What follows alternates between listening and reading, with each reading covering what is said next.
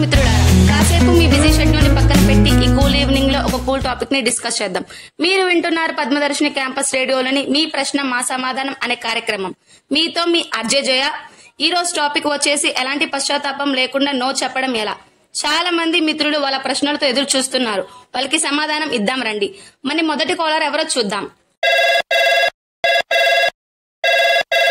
Good evening అండి, ఎవరు మాట్లాడుతున్నారు? నమస్కారం జయ గారు, నా పేరు శ్రీవాణి. మీరు చెప్పిన విషయం చాలా నిజం. నాకు కూడా ఇదే సమస్య. నా ప్రశ్న ఏమిటంటే, నో చెప్పినప్పుడు అవతలి వాళ్ళు నాపై కోపం తెచ్చుకుంటున్నారు. అప్పుడు నేనేం చేయాలి? చాలా మంచి ప్రశ్న శ్రీవాణి గారు. ఇది చాలా మందికి ఎదురయ్యే సాధారణ సమస్య. చూడండి, మనం నో చెప్పినప్పుడు అవతల వ్యక్తి కోపగించుకుంటే అది వారి సమస్య. మీరు చేయగలిగింది ఒకటే, మీ నిర్ణయానికి కట్టుబడి ఉండండి.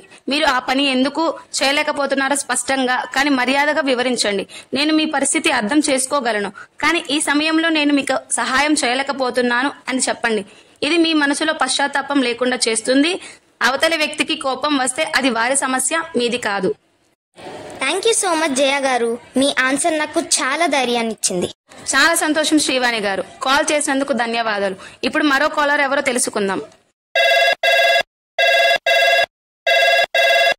గుడ్ ఈవినింగ్ అండి, ఎక్కడి నుంచి మాట్లాడుతున్నారు? గుడ్ ఈవినింగ్ జయ గారు, నేను హైదరాబాద్ నుంచి మాట్లాడుతున్నాను. నా పేరు శిరీష. నేను హైదరాబాద్ లోని TCS సాఫ్ట్వేర్ కంపెనీలో పనిచేస్తున్నాను. నా బాస్ నాకు అదనపు పని అప్పగిస్తున్నారు, కానీ ఆ పని నా డ్యూటీలో భాగం కాదు.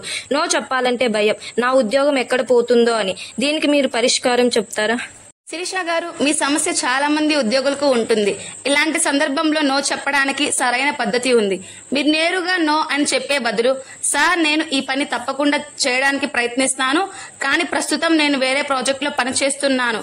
ఈ ప్రాజెక్ట్ పూర్తయిన తర్వాత మీరు చెప్పిన పని చేస్తాను అని అడగండి. దీనివల్ల మీరు మీ బాస్ కి మీ పరిస్థితిని స్పష్టంగా తెలియజేసినట్లు ఉంటుంది. మీరు బాధ్యత లేకుండా నో చెప్పలేదు అని, మీ ప్రస్తుత పనులకు ప్రాధాన్యత ఇస్తున్నారని మీ బాస్ కి అర్థమవుతుంది. థ్యాంక్ యూ సో మచ్ జయ గారు. మీరు చెప్పిన సమాధానం నాకు చాలా బాగా ఉపయోగపడుతుంది. చాలా సంతోషం శిరీష గారు. కాల్ చేసినందుకు ధన్యవాదాలు. ఈ లాస్ట్ కాల్. ఇప్పుడు మరో కాలర్ ఎవరో తెలుసుకుందామా?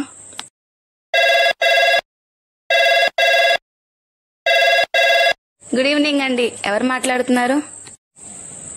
గుడ్ ఈవినింగ్ జయ గారు, నా పేరు హరిప్రియ. నా ఫ్రెండ్స్ తరచుగా సినిమాలకు షికార్లకు పిలుస్తూ ఉంటారు, కానీ నాకు అంత సమయం ఉండదు, డబ్బు కూడా ఉండదు. నో చెబితే నా స్నేహాన్ని అబద్ధం చేసుకుంటారేమో అని భయం. నేనేం చేయాలి? హరిప్రియ గారు, మీ స్నేహితులతో మీరు నిజాయితీగా మాట్లాడండి. నన్ను క్షమించండి, ఈ వారం నాకు కుదరదు, కానీ వచ్చే వారం తప్పకుండా వెళ్దామని చెప్పండి. మీరు వాళ్ళతో ఉండాలని కోరుకుంటున్నారు, కానీ ప్రస్తుతానికి సాధ్యం కాదని స్పష్టంగా చెప్పండి.